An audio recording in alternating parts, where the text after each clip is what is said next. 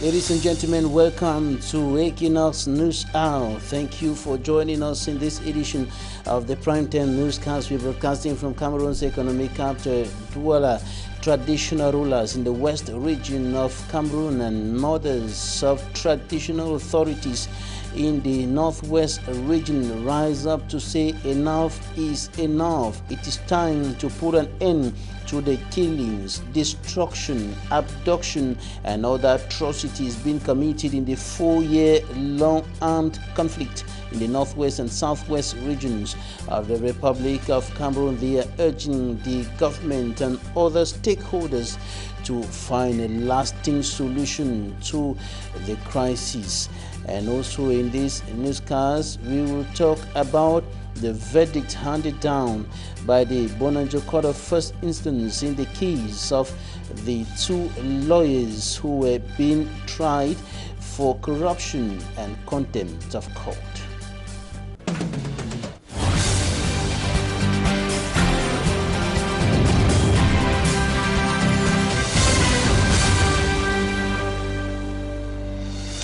Two persons have died in another road accident here in Cameroon's economic capital, Douala.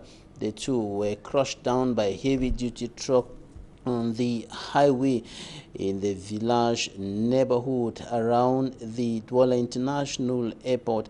The truck transporting domestic gas is said to have been trying to avoid crushing a motorbike rider, and this led to the accident, which left 2 persons dead and 3 others severely injured around the Douala International Airport earlier today, and the corpses have been transported to the mortuary while the injured victims are now under medical attention. And of course, that accident occurred earlier today. Now to the west region of the Republic of Cameroon, where the traditional rulers in that part of the country have stood up to say that it is time to put an end to the atrocities in the northwest and southwest regions of the Republic of Cameroon.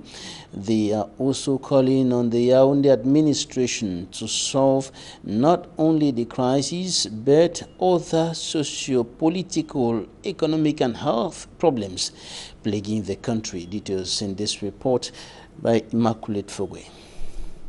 Page document: Traditional rulers of the west region of Cameroon discuss about the plethora of problems plaguing the country. They looked at issues ranging from insecurity in the far north region provoked by the Boko Haram terrorist sect, that of the east region provoked by Seleka rebels, the health crisis caused by the coronavirus pandemic, which has partially crippled the economy, and finally, the socio-political crisis in the northwest and southwest regions. With regards to the ongoing Anglophone crisis, the custodians of culture described government's military option in the northwest and southwest regions of Cameroon as a failure. They went ahead to call on parliamentarians to bring up the crisis in the northwest and southwest regions on the agenda in parliament. They equally urged the state to hold another major national dialogue with the presence of civil mediators for a definitive return of peace and normalcy in the affected regions. Mothers of funds in the northwest region hit the streets of the northwest regional capital, Bamenda, demanding for solutions to the Anglophone crisis. They are lamenting over the devastating consequences on human life and properties in those 2 regions. And the peaceful protest today in the town of Bamenda has been provoked, or was provoked, by the recent incidents in the town of Kumba and of course in Limbe, where some students were killed and others stripped naked and beaten by armed men, respectively in Kumba and in Limbe. And of course the other incidents that have been occurring in the northwest region, the kidnapping of teachers and students and other atrocities. And they are saying that it is high time all of these come to an end. Mustela reports. The placards these women have in hand bear messages of happenings that cannot be said with their mouths. Before they even go into elections, some serious thing will happen from Lago when they will keep in them, plenty, they will die. And then after that one, we see some terrible one again happen for Bamenda here, when they kill water, some woman water, where they just slaughter you like goats. After that one again, we see the one from Moyoka, when they just stop, the kill woman, they see they chop in grass. And then the worst one after for we begin them, when they enter for school, kill all begin them. My dear sisters, it be really some kind of thing where we don't know how to talk. Say, what's that begin they go?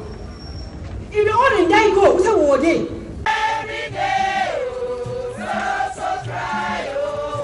They too have been victims of the armed conflict which has claimed the lives of at least 3,000 people, sending at least 500,000 out of their homes and communities. The Kumba massacre of October 24, 2020, the Ngarbo incident of February 14, 2020, are events still fresh in the minds of these women, and they have gathered here at the Grandstand Commercial Avenue Bamenda to say never again. Look at my sister, you know the places that where deaths occur, and this time around they occur right in the classroom. Oh God, this afternoon we have come here for an armed free crusade, an armed free crusade for peace. Today, every sector has been affected by the armed conflict. Almost every family in the Northwest region has a bitter memory of the last 4 years. My husband do the killer. So I feel bad. I get picking them ready to go school now with na school fee, na this, na that. All that one, I only need one. When sometimes so you reach to have a crisis, why? These Mafos of the Northwest region, accompanied by some female parliamentarians, also visited the Center for Disarmament, Demobilization and Reintegration of Ex-Fighters. They brought food items and toiletries, but the message is for they who are already here to encourage others drop their arms. On the streets of Bamenda, inhabitants think rather than marching on the streets, the female MPs can initiate talks aimed at ending the conflict at the level of the glass house. Bostella reporting there from the Northwest Regional Chief Town, Bamenda. Residents of Chief Street, Limbe quarters and Ndongo quarters in the Boya have staged a peaceful protest march in the town, and of course they were demanding for adequate electric energy supply. On the messages brandished by the protesters, they indicate that there is electric energy supply in their neighborhoods not stable. Some of them say that it is enough. They don't want to continue having electricity supply just for an hour in 24 hours. This is just an illustration of the inadequate or the unstable nature of electric energy supply in those parts of the town of Boyan.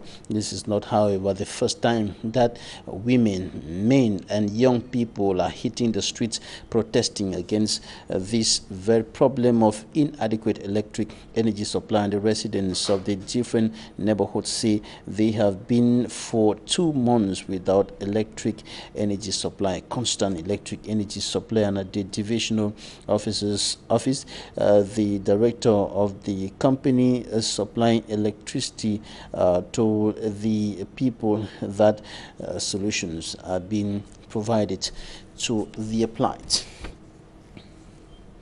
And some inhabitants of Checkpoint in the Boya have seen the houses demolished by the Boya Council, and the demolition exercise occurring according to the mayor of Boya, Barrister David Namani, is to decongest that area. They constructed some of the houses on the wrong places or without respecting the distance they are supposed to respect as far as the roads are concerned. His report, Manjikan Gabriel. It was an unusual day in Buea, chief town of the southwest region.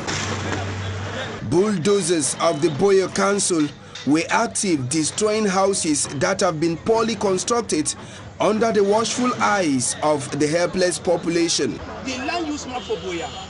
The sitting mayor says the land use map isn't respected, reasons for the traffic congestion.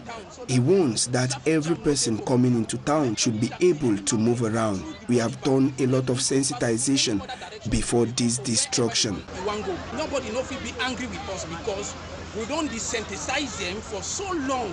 The houses being destroyed, according to council officials, didn't respect the norms of construction put in place. Due to the demolition exercise, many were left stranded. I don't know where to go sleep because I feel sleep. I don't know where to sleep anymore. We sat in the morning and surprisingly, we saw a bulldozer coming to destroy our houses. Others were hiding in Buea due to the crisis in the two English-speaking regions are also touched. It was this morning that the bulldozer destroyed my place. I don't even know where I will move to. The demolition exercise, according to council sources, is to enable the opening of a new road that will help decongest Buea, which is been coming tight for the past months.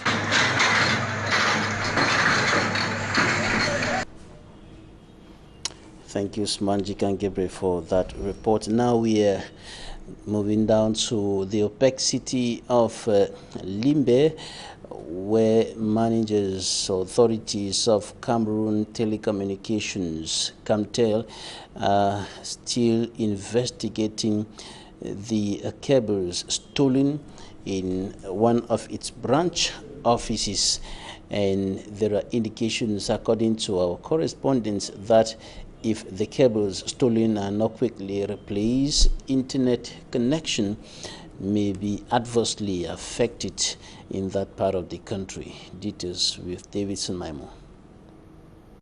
Officials of the Cameroon telecommunication company Camtel are still to come to terms how a substantial length of a vital cable has been stolen from the Batoke optical fiber station in Limbe, despite the presence of security at the station. How can somebody come here? There is only one military person. But the man takes time not only to cut the cable, because it takes time the way the thing was tight, or to remove all this camera like that and remove the people like that. The cable was going to this generator. This is the cable link in section the generator, and the generator was left on this. So every light goes off, the generator will not take off. An investigation to track down the perpetrators has been ordered. We are told the cables that link the automatic powering of the station, if not replaced on time, internet coverage during the upcoming African Championship Shan might be greatly affected, especially in Limbe. Okay, for now, we wrote to head office to make sure that the cable is replaced. Now, the feedback I got was that necessary measures are being taken and maybe the market was launched already, so we are waiting. The Director General, Judith Achidi, visited the Shan Accreditation and Communication Center at the Limbe City Council Down Beach, the Limbe Municipal Stadium and the training stadiums, where optical fiber connection is to be installed to provide high-speed internet coverage. The optical fiber station in Batoke, baptized as a West Africa Cable System Works, cost the government of Cameroon 14 billion CFA francs to be installed and went operational in 2014. From Batoke in the southwest region of Cameroon to Tourage, a village in the east region of the country where several persons narrowly escaped death after a ferry sank. Details in this report compiled by Charles Kmer. It's where people cross the river Lom between Canton Lai and Iyaiwe. We are in Turake, 15 kilometers from Betare Oya in the east region of Cameroon. We witnessed from a distance a ferry transporting merchandise for the Buli village, which is sinking. This image is being filmed by a trader. On the river banks, there is panic, consternation, and at the same time, people spontaneously mobilizing themselves to the rescue of the people aboard the ferry.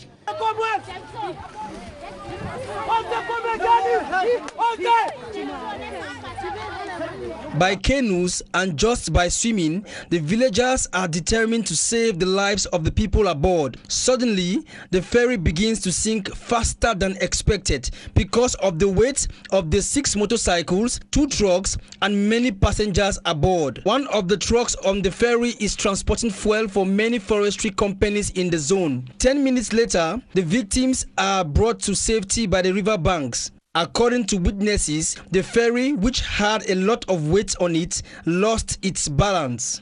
Even the sailors and the ferry captain couldn't save the situation. While waiting for a bridge to be constructed on the Lom River in Turake, efforts are being made to pull out the ferry from the river. At the moment, the Lom River is being polluted by the loss of fuel which the truck was transporting aboard the ferry, which sunk.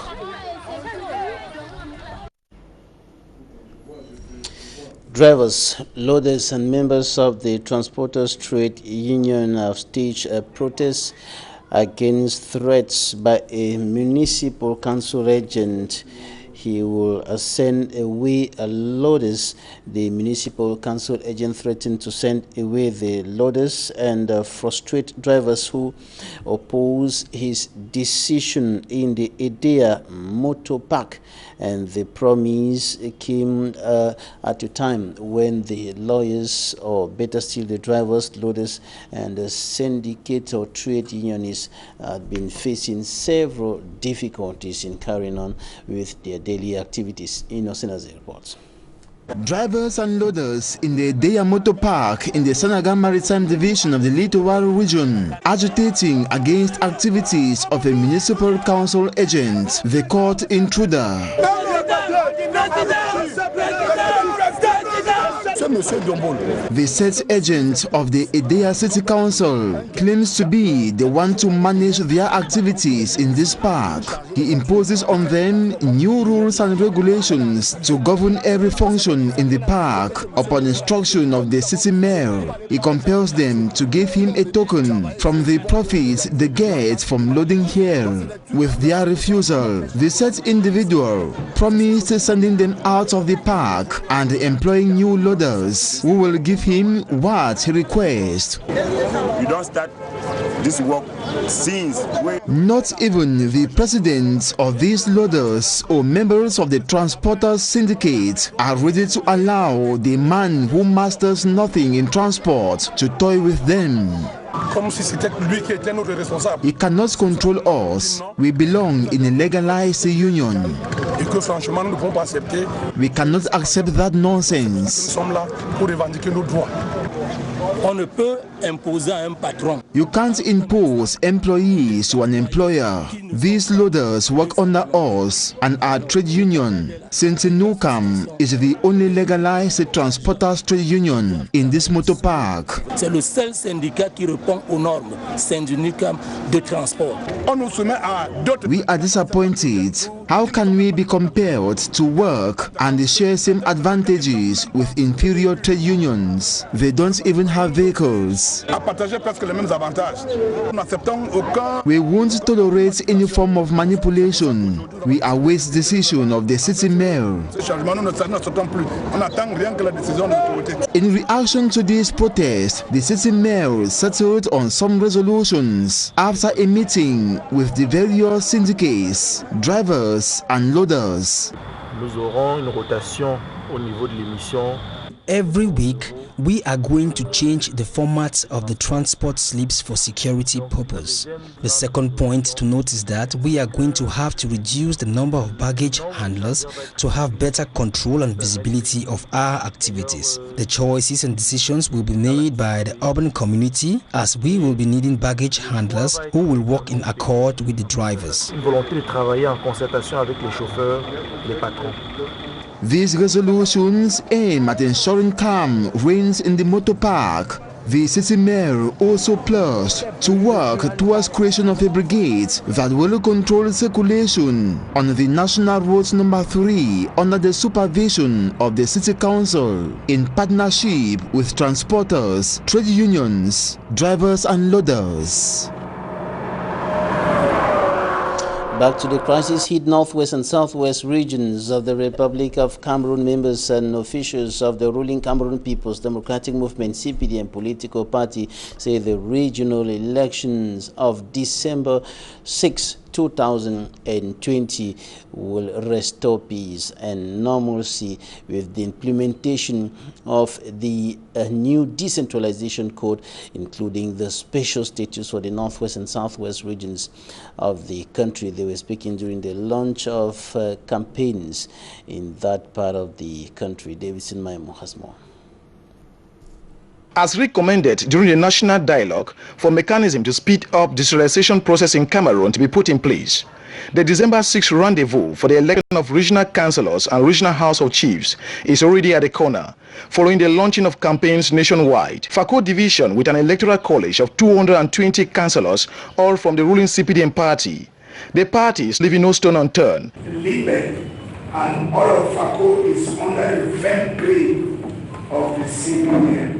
Launching campaigns in Limbe, headquarters of Fako Division, campaign team leader Professor Naluva Liunga called on all Fako candidates and electors to bury their differences and have a common goal. Do we want a victory that will be riddled with no votes, which may be misinterpreted by our detractors to insinuate that we are protesting against ourselves and our own party, or that we don't know what we want?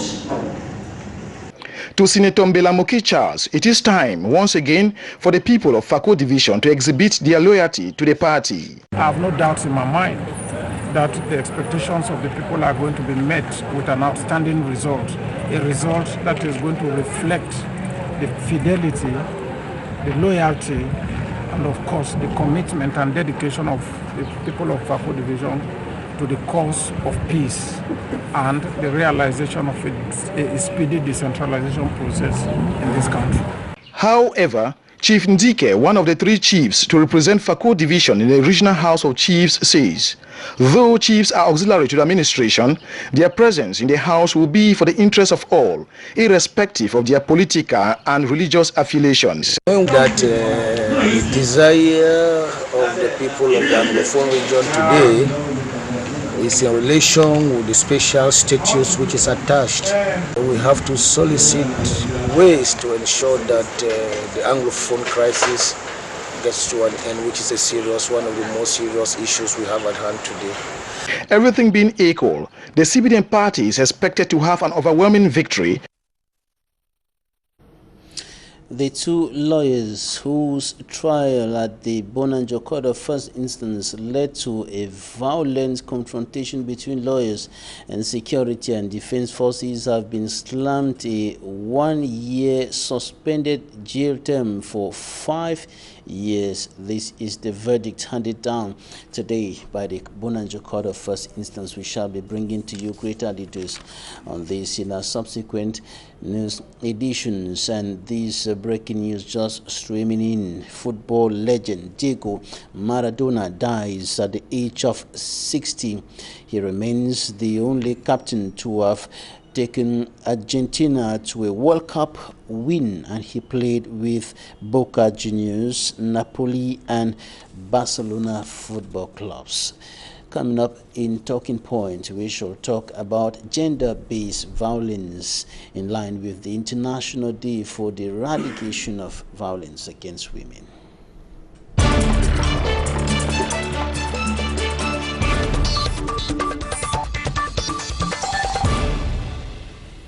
Thank you for staying with us.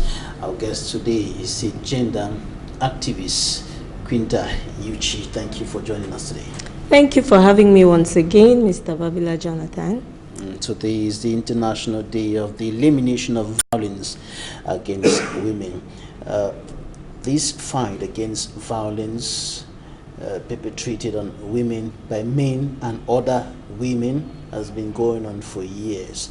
And the problem seems to be gaining grounds in Cameroon despite the strong activities by all stakeholders to reduce So curb violence. Why not eliminate violence against women? But the problem is persisting and even growing in intensity. What's your analysis of the situation? Thank you so much once again for having me on your platform. First of all, I want to create a platform. I want to establish an understanding. People need to understand what's the difference between gender-based violence and violence against women and girls. Today, we are commemorating the International Day for the Elimination of Violence Against Women and Girls, but it is also the beginning of the 16 days activism against gender-based violence. What's the difference between the two? Yes, gender-based violence. That's why I want us to establish that first, because otherwise, when I go ahead to answer your question, people can be confused. Okay, so in 1991, this organization called the Center for Women Global Leadership in New Jersey, they began what is called the 16 days of activism against gender-based violence. Now, the creation of the International Day for the Elimination of Violence Against Women and Girls was only established in 1993, which is 2 years afterwards. Now, the difference is that while gender-based violence is the violence that is perpetrated against somebody because of their gender, violence against women and girls is that violence that is perpetrated against women and girls directly. So, like you said earlier, so it's not yes, gender goes the other two ways. Yes. That is, can be man, yes, or woman. Yes, but exactly. this violence against women and girls is specific. Exactly. All right. Right. So, to answer your question, now I want to say that this day is a very important day for our community, for us as Cameroonians, especially because we are faced with two humanitarian crises. We are faced with the current Anglophone conflict, and we are also faced with the current health pandemic, the COVID-19. So in such period, or I can say that these are all contributing factors to the exacerbation of gender-based violence and violence against women and girls. Mm-hmm. All right, so what's the degree of the problem in our society, in Cameroon today? Okay, so originally, our societal norms, our cultural norms, so many other factors contributed to the manifestation of different forms of gender-based violence. Okay, now the difference is that this has been worsened by the ongoing COVID-19 and the Anglophone, the security crisis in the northwest and southwest. Exactly. So you realize that when you look at the helplines that have been set in place in our communities, the statistics show that it is 5 times more than they used to receive a call for help about 4 years ago when the crisis broke out. So it means that it has worsened to, say, for example, maybe by 75%. Because of the crisis and the coronavirus. But concerning the crisis in particular, this is in the northwest and in the southwest region, but also in the far north region with the Boko Haram, with young girls who have been used like suicide bombers and things like that, but also in the east region with the rebels. There are issues of rape there, and so on. Right. So rape is a terrible, it's a social pandemic, I can say, in global communities, but it's worsening in our communities. Every now and then you hear about rape cases. In Douala, it is prevailing. In the southwest, in the northwest, and all over Cameroon, in Yaoundé, rape cases are just prevailing. There are sometimes cases where rape is not being spoken about. It's still in the stage of they're still hiding. They don't want to talk about it. They look at it as a taboo to talk about it. So in our country, faced with these two humanitarian crises, like I said, it is actually, you know, prevailing. It is getting worse. It is exacerbating, and there is a call for concern that needs to be addressed. And we're talking about here, we're talking about gender-based violence, and it's manifesting in the form of rape, which is a serious social pandemic. What accounts for the fact that, as you indicated, people are still silent? Many people keep their mouths shut. Even when they witness rape happening, or when somebody is raped, some of the victims themselves, they don't speak out. When you ask me such a question, I feel like I should just undress in front of the TV. There are so many reasons. Number one, you talk about lack of proper education. Do you know that some people still think that rape is the fault, rape is caused by the fault of the victim? Or in other words, what am I trying to say? They still think the victims that are responsible. Yes, are responsible, are to be blamed. And number one. Number two, you know, stereotypes. We grew up in communities where our parents think that when your child is assaulted sexually, they should hide it. You understand? So it's still very present in our communities. This practice is still very active in our communities, and this is something that needs to be eradicated. And this can only be done by, you know, educating, proper education. Because how do you continue to live in societies where people still think that a girl who is raped, it is her fault and she has to be blamed, and you find situations where their parents begin to hide it so that the child is not looked upon as a bad child and things like that. I mean, even in communities where I have been to recently, raising awareness about gender-based violence, you know, I have asked questions about a woman's dressing, if that can cause her to be raped. And the popular opinion that I got was that, yes, it is the fault of a woman if she is dressed improperly for her to be raped. So that is a very serious issue. It's a very terrible stereotype. You know, it's a mentality that needs to be changed in our communities. But can dressing justify rape? No, of course not. And this is, before let me just say this. I'm just so bubbled up in my spirit. Nobody's dressing can cause somebody, a perpetrator, to rape them. Rape is caused by the abuse of power that person has, physical, psychological power over that other person, and targets that person when that person refuses to give them consent to have any sexual activity with them. So rape occurs because a person was forced into a sexual activity that was not wanted by the other party. Number one. Number two, it is a disrespect of the right of the party that was perpetrated upon. The victim. Yeah. So if it is my right to choose who I want to have any sexual activity with, so that has to be respected. It's not about the dressing. If it was about the dressing, and this is what I tell community members, if it was about the dressing, you would address it with the forces of law and order. You don't take into your hands the right, or you don't take into your hands the, you know, like a responsibility for you to discipline somebody by raping them because they were poorly dressed. Rape is a criminal act, and it remains punishable by law. But let me get this clearly. Are you saying that the fact that somebody dresses poorly, a woman, a young girl, exposing parts of her body, are they not elements that can create an enabling environment for? And that's the problem that we have in our communities, in our societies, because we have grown up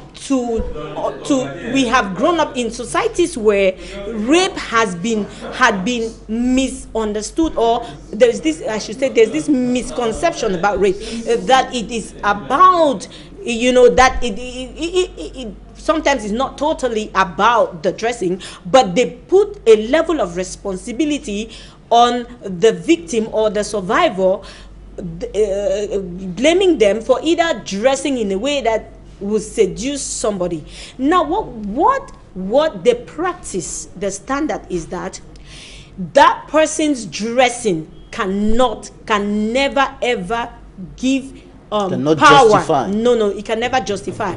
So what we are saying is that if, for example, you go to the north and you find a woman who is dressed head to toe, and that person is still raped, is it because that person was, exposing, is it because of any level of indecency? No, it's totally, absolutely as a result of the abuse of power. The person saw that they had the power to be able to force this other person into unlawful sexual activity. Number one, that's rape. Number two, the total and absolute denial of that other person to exercise their right to whosoever they want to have a sexual activity with. So it is a crucial need in our community, Mr. Babila, I should say, that we need to change our mentalities. The mindset of people in our communities are just, like, oh, it's because she was poorly dressed, it's because she had all these long nails, she had all these eyelashes, she was seduced, or she was dressed seductively and things like that. She can dress all she wants seductively. It is still her choice to decide who she wants to get a sexual activity with. And until she gives you that permission, if you take it by force, it's rape. There is nothing that can justify There is rape. Nothing. It's a problem now, of mentality. There is another issue of men raping their wives. Yes, it is said that, and that's called marital rape. It is said that if you are married to a woman is married to a man, both of you need to give consent to any sexual activity. As human rights activists, that's what we practice. You have to give consent to any sexual activity. And so if a woman does not give consent, agrees to yes, and the husband forces her into a sexual activity, she can report the husband as having raped her. So the husband or the wife should agree, because it's a two-way thing. Also, some people are now asking, but what about the men who are being what about the men who are being forced to have sexual intercourse? Okay, the first part of it, let's talk about it. Okay, so if a woman does not give the husband, or a wife does not give the husband consent to have sexual activity, and the husband forces her into sexual activity, that's called marital rape, and is punishable by law due to the human rights standard, the human rights practices, principles of human rights. Now, for the reverse, if a woman, I don't know to what extent a woman can force a man to have sexual intercourse with her, but people, ask the question if a man can be raped. But the fact of it is that the Cameroonian law does not, as of now, does not state that a woman can rape a man. I'm not saying that there are, we understand that there are cases where women can cause criminal sexual activities, but they will not be considered as rape. They will be considered as something else. All right. Yes. And we are running out of our time. Quickly, how to put an end to this? There are two aspects that have been highlighted often. Education. You talked about education. Yeah. Now the laws. Yeah, we need to raise a lot of awareness about the truth about gender-based violence, about violence against women and girls. And also, we need to enforce laws that will protect women, protect girls from gender-based violence, protect, other gender from gender-based violence, but also to ensure that perpetrators are being brought to justice, because without the enactment, without the enforcement of laws, the system, rape will remain prevailing in our communities. Thank you, Quinta Yuchi. Thank you. You're a gender activist. And it's rather unfortunate that the time is too short. We were only able to talk a little bit about rape, but just a little awareness is better than nothing. Of course, we'll have other opportunities to talk about this in greater details. Thank you so much, Quinta, for coming, and we wrap up with this message. Men, don't force your wife to have sexual intercourse with you. That is rape. Thanks, ladies and gentlemen, for staying with us. That's it for today.